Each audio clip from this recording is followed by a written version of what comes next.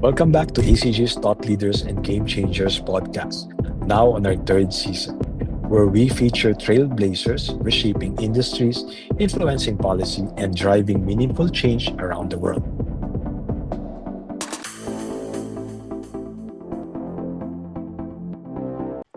Today, I am excited to feature a friend and global leader whose work sits at the intersection of tax policy, investment, and economic development, the president of the International Tax and Investment Center, Daniel Witt. Hi, Dan. How are you? And where are you? I am back in my office in Washington, D.C. And Mon, it's always a pleasure to see you. Keep up the good work. Your road shows are impressive. I didn't think I would ever meet anyone that traveled more than me, but it's you. Yes. No, but actually, I am in New York right now. I am sitting at I don't know if this is a library at the Harvard Club of New York, but I'll be heading back to Washington, D.C. this afternoon. So, can you tell us a little more about ITIC? What is the mission of ITIC and why do you do what you do? Oh, well, again, thank you. And it's a pleasure. I'll be short because it's one of my favorite things to talk about. ITIC, founded in 1993, our purpose is to promote economic growth by fostering mutual trust and understanding between taxpayers and governments. We were founded in 93 with a memorandum of cooperation with the Ministry of Finance and the Tax Administration in Russia and Kazakhstan. After the dissolution of the Soviet Union, they were faced with the daunting task of rebuilding their whole economic infrastructure. And the tax system was critical. And they had a real fundamental question. How do we create a tax regime that will help us compete and win the competition for foreign direct investment? And that was our task. And we helped Kazakhstan throw out 56 Soviet-era tax laws and introduce the concept of a unified tax code. All of the taxes in one law, something that we take for granted in our parts of the world, but really were quite novel then. And a couple of years, and that was in 94, implemented in 95.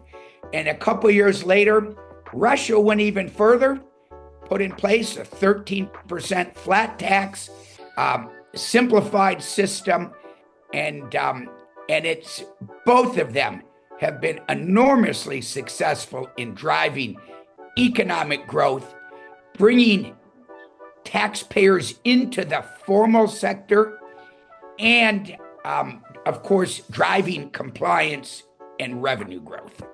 ITIC is based in Washington, D.C., right, Dan?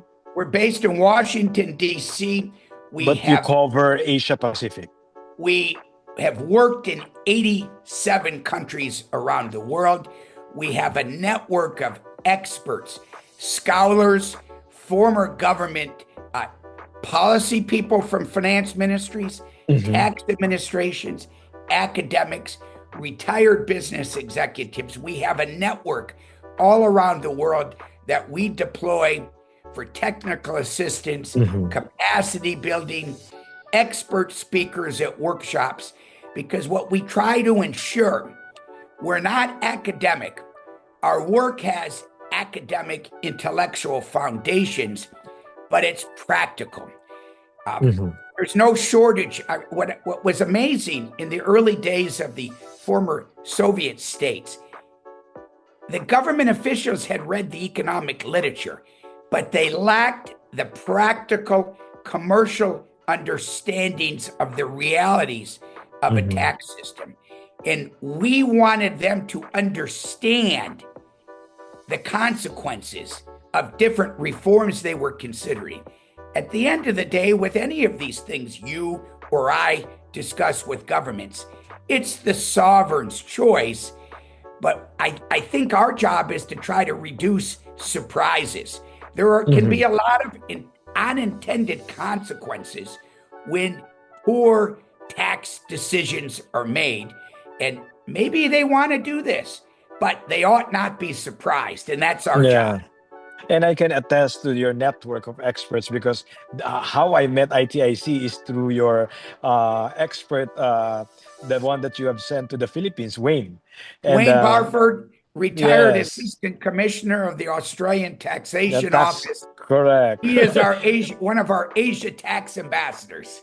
Yeah, so we were, I think, in a congressional or Senate hearing when we first met, and from this from the time forward, we kept in touch until I met you in Washington D.C. And of course, post Harvard, you allowed me to also work with ITIC. So thank you very much. Yes. And So this you're is the part of that partner. network, Mon. Exactly, and this is the partnership, the collaboration that I really treasured before and after Harvard. So thank you very much for that. But Yep. And just I'm a quite funny sure. story.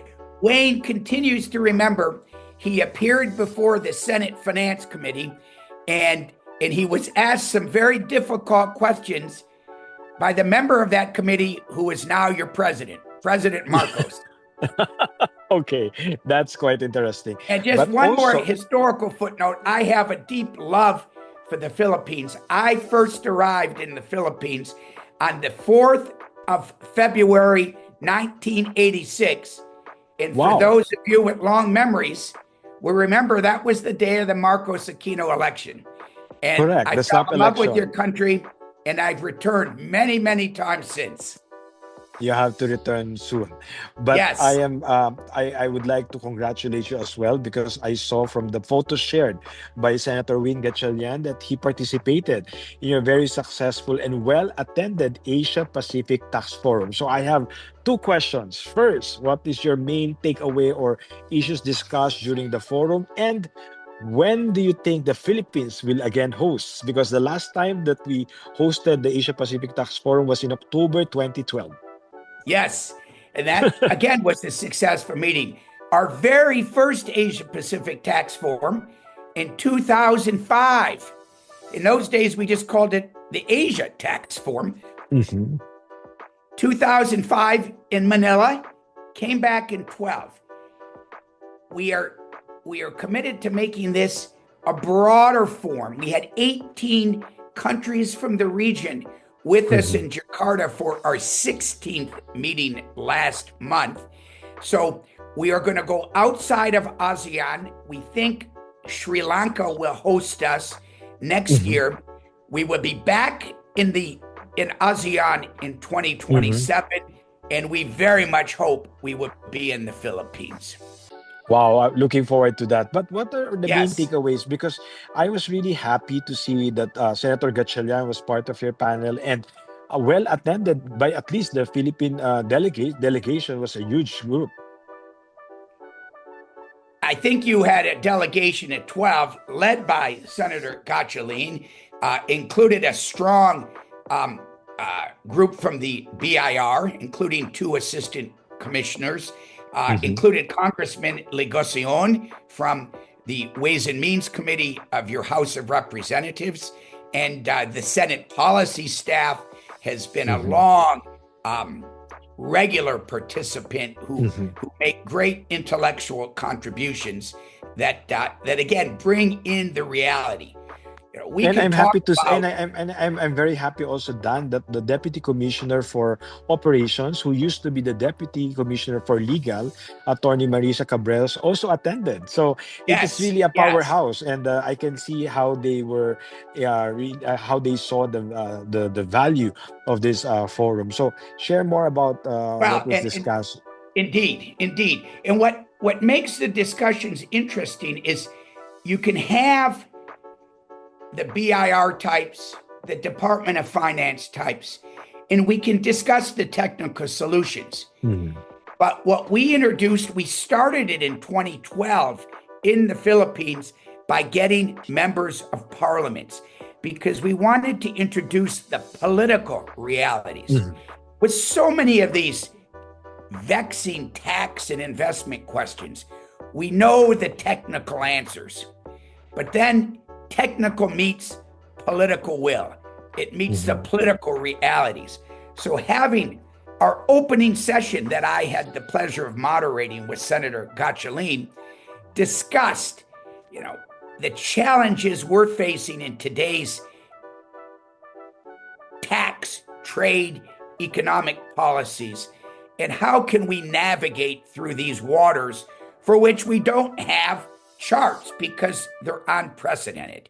And this Mm-hmm. affects the whole range. I mean, income tax, Mm-hmm. VAT, excises. I mean, excisable goods that should be a simple tax, those products are fundamentally different today than Mm-hmm. they were 10 years ago. You know, electric cars, we used to tax cars by petrol. Mm-hmm. These heated tobacco instead of burning tobacco, Mm-hmm. soft drinks with no sugar. You know, so we have to rethink, let alone digital, AI. So it wasn't, of course, there was a lot of talk and more content than we usually Mm-hmm. have coming from the US. We brought a dear friend of mine, John Gardner, who has been the staff secretary in 2 White Houses to update us on tax and trade and what's coming out of Washington. So we were able to look at that issue and those challenges. And so I think we had a little bit more content on the investment part of our name, Mm-hmm. because investment is essential for economic growth. And now I'm going to kind of focus on the takeaways. And on that first panel, some of the comments from Senator Gachaline, which made me feel very confident about the future of the Philippines. Your GDP grew in 2024, but your growth slipped in 23. So, you know, more work is needed to be done. And I know how competitive ASEAN is. You Mm-hmm. cooperate nicely, but make no mistake, it's competitive. And one of the things that I introduced that I'm happy was well received, those of us who believe in the power of markets to drive growth have often been accused of being actors in a race to the bottom. Mm-hmm. The allegation or the insinuation is that market reforms mean cutting standards, too much deregulation, too many tax incentives, rates are too low. But I wanted to reframe the discussion of we need to think about a race to the top. How Mm-hmm. can we be a fast-growing nation? How can this deliver the benefits of economic growth to your people? By growing faster, by delivering the benefits of economic growth. How can we grow employment? How can we make income rise higher? This together will raise revenues for the government. Mm-hmm. Let's not forget that all of this together will deliver a higher quality of life for the people. It's easy to get caught up in the technical stuff as tax people, Mm-hmm. but let's not forget about the people. And over the years of 35 years of doing this crazy work, I've tried to develop. It kind of occurred to me sitting in a meeting in the UN General Assembly Hall in New York, that captures the basic truths of economics. And I want this as a takeaway from this podcast and from our meeting and from many meetings that I've been participating at. I repeat this: investment plus employment equals taxes and development. And so Investment investment plus plus employment employment is equal to equal tax. higher taxes and Mm-hmm. gives more money for development. More And all taxes for too more often, development. yep, and you see this, you've been at the World Bank, you've sat Mm-hmm. at the UN meetings, and they like to focus on tax and development and Mm-hmm. miss the key contributions of investment employment. And both sides of that equation are necessary to reduce poverty and drive economic growth. And now, you're a practitioner, Mon, but you're also you've got a distinguished academic pedigree. So you understand the importance of footnotes. So I Uh-huh. have my equation.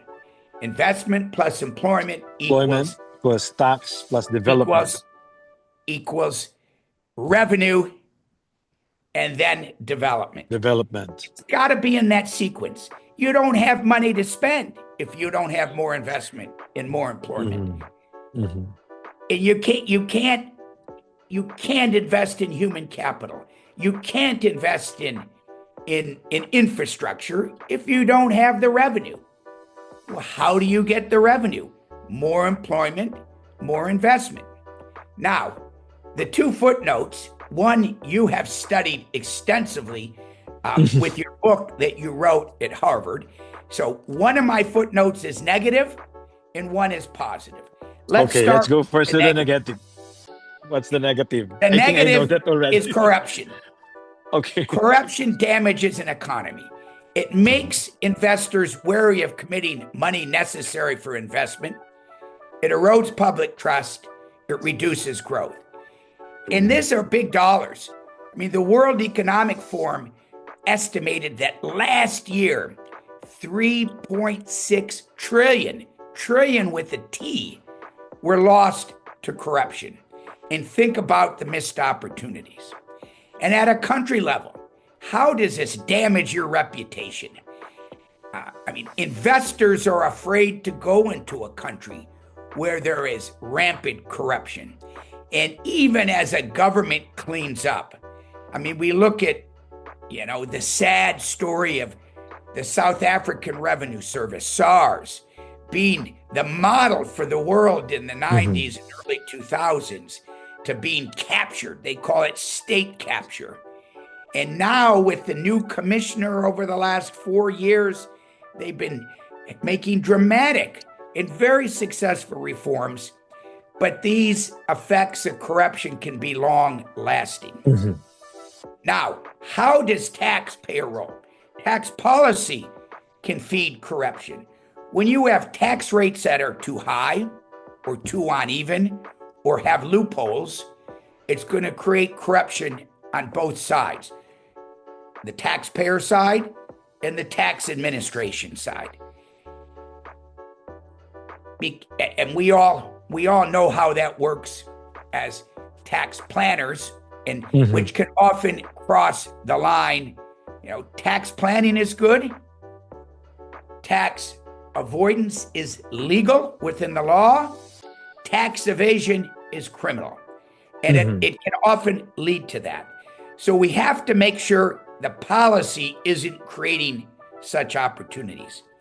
And of course, corruption in tax administration drives investors away because investors want fairness, predictability, and stability.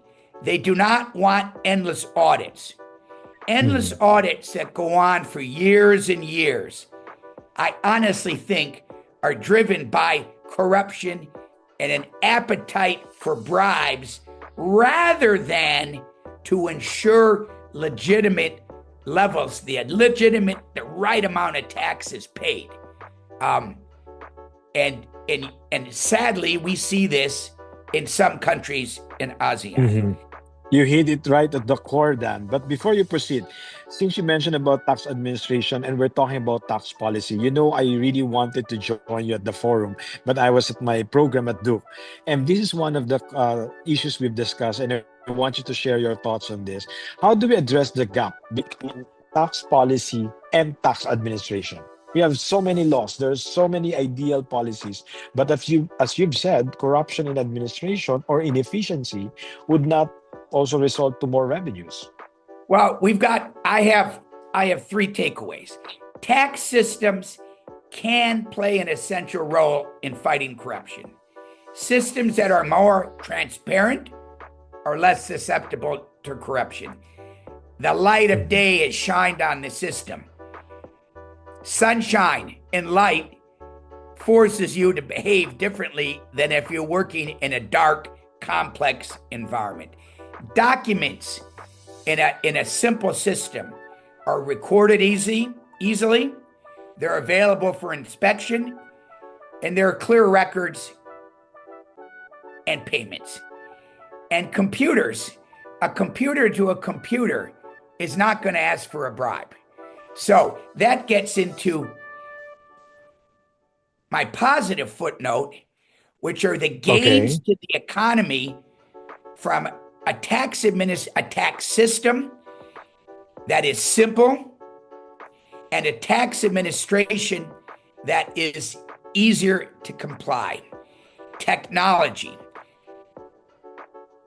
automation, digitalization of the tax administration makes it much more difficult for corruption to exist. I mean, let's be honest. No one enjoys paying taxes. But I start from a perspective that most multinational companies, most big Filipino companies, they want to comply with the tax laws in the jurisdictions in which they operate. They are committed. They are obligated to their shareholders, to the financial press, to pay the legitimate amount of taxes due. Governments can make it easier. They can help them pay taxes by making it easier. And there are three basic ways that can work in advanced economies and in developing economies and those in between. And first is, let's look at the overall system. So this is more policy, a broad tax base, very few exemptions on income tax, very few exemptions on VAT. And how can they bring more business into the formal sector? Again, having the level of tax not onerous or painful. Make it friendly and welcoming. Simplification, lower burdens, broader bases have historically proven to result in higher rates of compliance. Number two, technology. Modernizing tax administration through greater adaptation of technology makes payment systems easier, and it reduces the potential for friction in tax disputes. And of course, it deters corruption. If you can make a quarterly payment off of your iPhone app and never have to step foot in the tax office or never meet face to face with the tax collector, the opportunities for corruption evaporate. And the third point, and these were also takeaways. This is what I discussed in the opening session with Senator Gottschalk, and we discussed it in the closing wrap-up session too. And the third is building genuine partnerships between investors, also known as taxpayers, and the tax administrations. Partnerships that rely on mutual understanding the business model, understanding value chains, how you source around the world, which often leads to transfer pricing and things that can cause friction. If they understand it, the tax administrator, as your partner on the front end, it creates fewer disputes on the back end. So mutual understanding and mutual trust. And this concept of a partnership is what we're seeing to make voluntary tax systems really work, and thereby freeing up the limited enforcement resources of a tax administration like the BIR, free up those resources for the bad actors, those who are committing fraud, committing tax evasion, and cheating the people of the Philippines. Don't But Dan, waste all this, those resources on your honest taxpayers. agree. But all the things that you've said requires so much political will. How was the response of those in government during your discussion? Well, and not only did we have your leaders from your Senate and your House finance committees, ways and means committees. Mhm. We had the head of the Public Accounts Committee from Malaysia. We Mhm. had the chairman of Commission 11, which is budget and economics, from Indonesia, and it was very well received. I mean, they Okay. understand that to achieve the shared goal, the goal of the government to deliver for their people, Mhm. and the goal of an investor. Why would an investor come in the Philippines? Why would a domestic investor put more money in the Philippines versus putting their money in projects in Indonesia or Thailand? It's Mhm. to seek strong returns on investment. Mhm. Strong returns on investment equal more profit and more revenue for the state. And that leads to resources to reduce poverty. So you think about a politician delivering for the people. This is a path for them to deliver for the people. It's a path for them to reduce poverty. And all of these are good things when you go back and face the people and say, vote for me so I can return as a member of Congress or Parliament.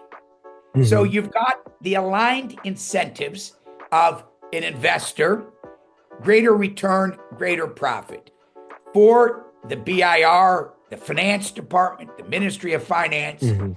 greater revenue for the budget. And for the politician, delivering more investment in human capital, infrastructure, um, improving the quality of life. Those are wonderful things if you want to get Yeah. reelected. So Well, we talking found an about alignment. We went Mhm. beyond the technical tax nerd stuff to look at the practical, commercial, and political realities of tax policy and tax administration.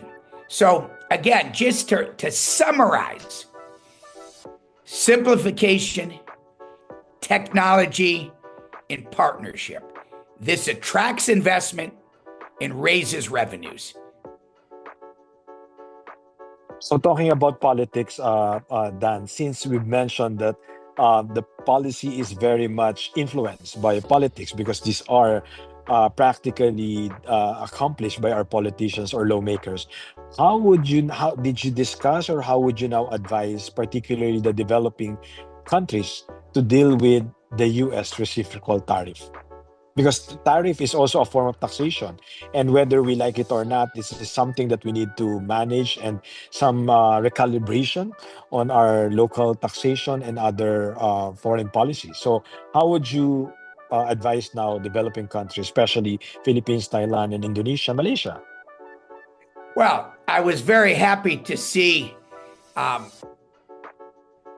last minute agreements reached between the United States and all of those countries you mentioned, including the Mhm. Philippines. I mean, 19% is better than 30%. Okay, it's higher than your old 10%. Um, I'm a free market guy. I came to Mhm. Washington in the Reagan administration in 1986. I haven't left, even though I spend half my time outside around the world working in transition in developing countries. So I'm a free trade guy. I'm an Adam Smith free trade guy. Um, I think um, much like we've seen many of the pressures that we've seen going back to 2012 when the whole BEPS, the base erosion and profit shifting discussion started. We saw where the rules were being pushed to the limits. It's been a lot of years since WTO came into place, was that the late Mhm. 90s, as it transitioned from GATT, the Global Agreement on Tariffs, the GATT, to the World Trade Organization. And we've seen a lot of pushing to the edges, maybe ignoring the rules, and it required a rethink. The rethink in the tax world was the base erosion and profit shifting, which I'll speak to in a moment.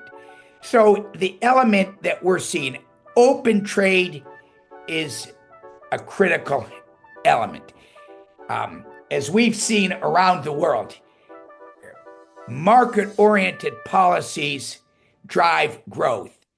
They reduce poverty. But you need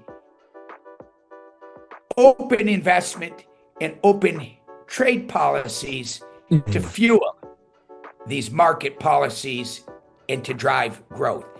But the element of fairness that we've seen, automobiles, American automobiles in Europe, agriculture is always very sensitive. So I think President Trump, the style may have been offensive, but some of the fundamental, and I disagreed with the formula to compute the reciprocal tariffs.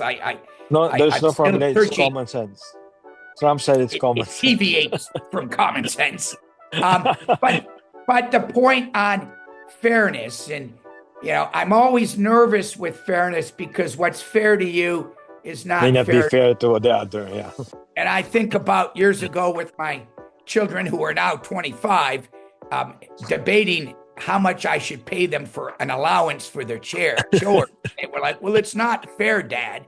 Well, what's fair to them is different than what's fair to me. Yeah. So fairness is a difficult word, but I think if we look at it as a principle, we need to be mindful, because the reality is we want open trade. We would like to be pure Smithsonian doctrinaires, but we're never going to see a pure open system. So I think this is a little bit of a rebalancing. And I think, we've been, if we compare that with the tax debates that have been dominating the world for the last 13 or 14 years, they've been seemingly endless discussions that have really made us forget about what is the fundamental purpose of tax policy, or not policy. What is the fundamental purpose of taxation? And this is probably where you started many of your discussions on day one in Duke and at Harvard. And it's a simple question, and I don't mean to insult or question the intelligence of your listeners, but we need to be reminded, taxes provide a continued source of revenue that governments use to promote development and social progress. They're not meant to be social engineering. We love taxes, but taxes ought not be the answer to every question. Now, having said that, where every now and then I think you need to have a global rebalance, I believe that BEPS 1.0 in the 15 action points, and I made this comment originally with Pascal Saint-Amand sitting 20 feet from me when I was on a stage in Hong Kong and he was there in the audience. I believe that BEPS 1.0, the 15 action points, have fundamentally changed the behavior of multinational taxpayers. The double dip, triple dip, use of a complex web of double taxation treaties, we're not seeing that. The reputational risks to governments, to companies. Companies have woken up to say, yeah, it's legal, but maybe it's too aggressive, and the perception and the reputation risk is not what we want to be labeled with. So I believe that BEPS 1.0 has been a big success. It's changed the behavior of multinationals. And as a result, the risks to government budgets, particularly in the developing world, the revenue risks by abusive tax planning are fundamentally less today than they were in 2012. So my So point Dan, is, while we are on the BEPS topic, and since we also came from the U.S. tariff and Trump withdrew from the OECD global minimum tax agreement, I want to talk about the global minimum tax. I know you have a different view on that because for developing countries, is it really good or bad? Share your thoughts on it. well, I think number one, the complexity is a real concern. Mhm. Um, Back to the first part where we talked about what does it take to drive growth? What does it take to attract investment, foreign investment, and retain your domestic investment? Because take big Filipino companies, mid-sized companies. There are Mhm. many opportunities not too far away in ASEAN. So, who is going to read 1,500 pages of of guidance and instructions to implement Pillar 2? That's a big challenge. So we Mhm. have to recognize that. And I think there are still many benefits that can be captured by governments by fully implementing the 15 BEPS 1.0 action Mhm. points. I don't want to distract the BIRs and tax Mhm. administrations around the world from focusing on that. Secondly, tax administrations must invest in human capacity. And thirdly, tax administrations and customs administrations must invest in technology and digitalize. That's, I believe, where the resources should be focused. Mhm. Now, the minimum tax, um, Are you and okay then with it it? Do you brings in support it? tax incentives. Again, that was driven by, the fundamental premise of we can't have a race to the bottom. Mhm. Um, and is it the glass is half empty or the glass? I'm a glass is half full kind of guy, and that's why in I introduced, really, it's the first time the words came out of my mouth on a public stage, sitting with Senator Gashalin in Indonesia at our Asia Pacific Tax Forum. Let's reorient to a race to the top Mhm. and Not to the and bottom. not to the bottom. And I believe that in this time of economic uncertainty and challenges, if we focus on the race to the top, on how can we grow our economies, how can we succeed in attracting investment, growing employment, increasing wages, good things will follow. And Mhm. this is how you can differentiate winners and losers. And I know how competitive it is in ASEAN. Mhm. And a focus on a race to the top will Mhm. allow countries to win even in these challenging times of uncertainty on tariffs. Mhm. Hopefully that is settled down. But you were right. Tariffs are another form of taxation. Mhm. Yeah, Um, agree. Perhaps in America, we were able to keep the income tax rates the same because we're seeing 25 billion a month coming in from tariffs. Mhm. Um, could that lead to future income tax cuts? Maybe. Um, Mhm. and but and then the other thing on what causes concerns, we know the competitiveness of ASEAN. You Mhm. like tax incentives. You want that new mobile phone assembly factory. You want a chips Mhm. factory. And so does Malaysia, so does Cambodia, and so Yeah. does Vietnam. We We know are how we you're are trying friends, to but we offer are sweet deals. exactly we are We friends, but see we're that very throughout competitive. Africa. It's Exactly. competitive. And you do not have the resources, nor should you look at Mhm. subsidies from your budget. You do Yeah. not want this to cross over a line and become failed Soviet-style Hmm. industrial policy, where Mm. the government is trying to pick winners and losers. It doesn't work. Therefore, the subsidies should go to the people and not to business. Yeah. And as you read those 1,500 pages, which I have to admit, I've only read some of them, but many people who I respect in the law and accounting world they have expressed concerns that these refundable tax credits and Hmm. other mechanisms that would be permitted under Pillar 2 Hmm. may make the tax world less transparent today than it Hmm. used to be. You grant a tax holiday, and I'm a low rate, competitive rate, broad-based guy.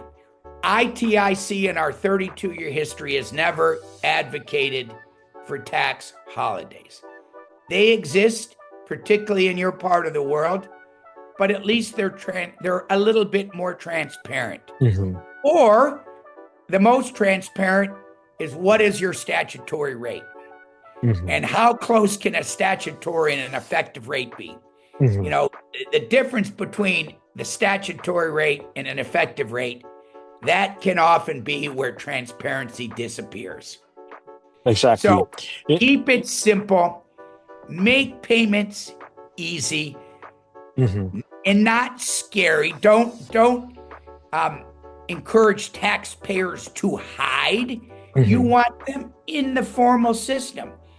And if you think, well, maybe I'm better off not reporting, Hmm. underreporting, because I'm afraid of the auditor coming and knocking on my door, you Hmm. make it easy. You make digital payments possible. Hmm. And again, it goes back to fostering mutual understanding and Hmm. trust. I realized then that you're not enough for one episode. It should be one season. There's so much to talk about, but I like the new perspective, race to the top. You have emphasized very clearly the importance of simplification and making it more transparent. But the we cannot deny the fact that there's so much politics. That's why the Asia Pacific Task Forum is more essential now, because you bring in together all the stakeholders, not just the administrators, not Exactly. just in government, even us from the private sector, You've got tax nonprofit. policymakers, tax Everyone is there. administrators, tax legislators, and taxpayers. The four corners of Hmm. the structure. And I And hope you have only really together discussed. can you find a Mhm. workable system, understand each other, and hopefully build trust. Yeah, and I hope you have also shared the equation that you have just shared with us. Investment plus employment is equal to tax and development. I think it's very critical I did. that And what I'd like to do is let's write an article together. Uh, that's and that's what is it the Philippine business or your business press? correct. Correct. And That's what I'm about to let's say. elaborate on that in a Hmm. Philippine context. I would love That's to what. do that. Yeah. And no one's Thank you for better that, Dan. to talk about footnote 1 than you. But as we close, Mon, let's not forget about the human element. And Okay. one thing that disturbs me a little bit after COVID and BEPS seem to have pushed our focus of the strategic development goals, the UN SDGs. Hmm. Before COVID, 2015, and so we were talking about those all the time. But they don't seem to be at the center of our focus. And Hmm. you think about what we talked about today on improving tax policy, improving tax administration. Those are central to SDG number 8, Hmm. jobs and growth.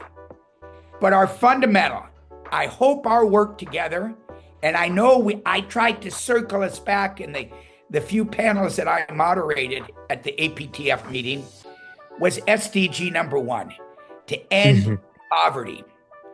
And the proven path to end policy is to put in place market-oriented policies that encourage investment and drive growth.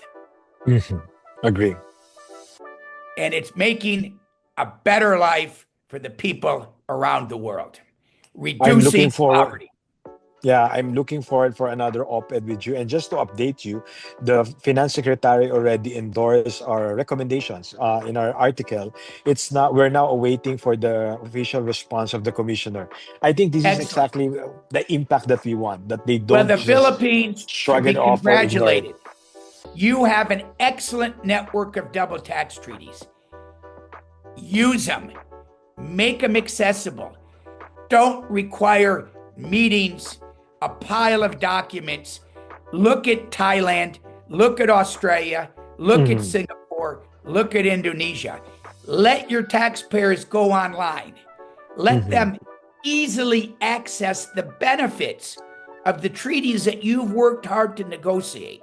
Mhm. Now, of course, I've never asked the tax administration to surrender their anti abuse powers. Mhm. If later they find there's cheating or abuse, they Mhm. still have the weapons to go after those taxpayers. But that's a small number.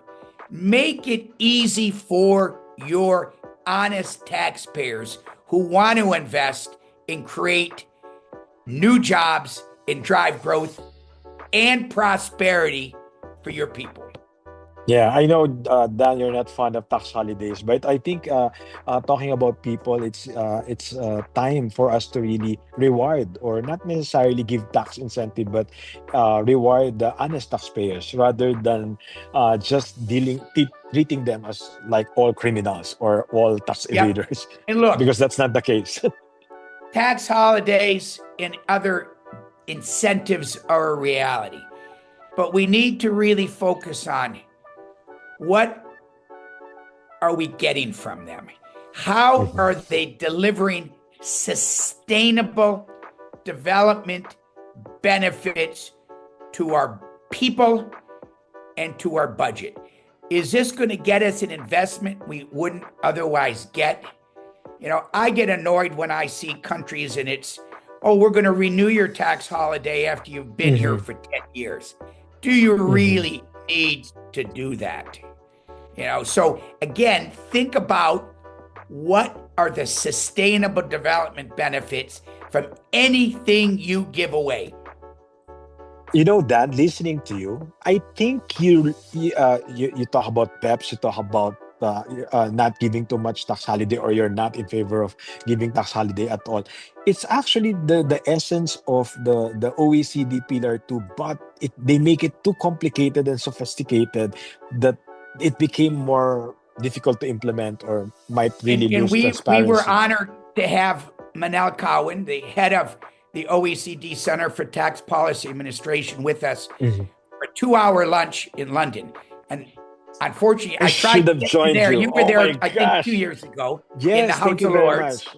Correct. House And of Lords. Thank you. and Oh, so she you is had her.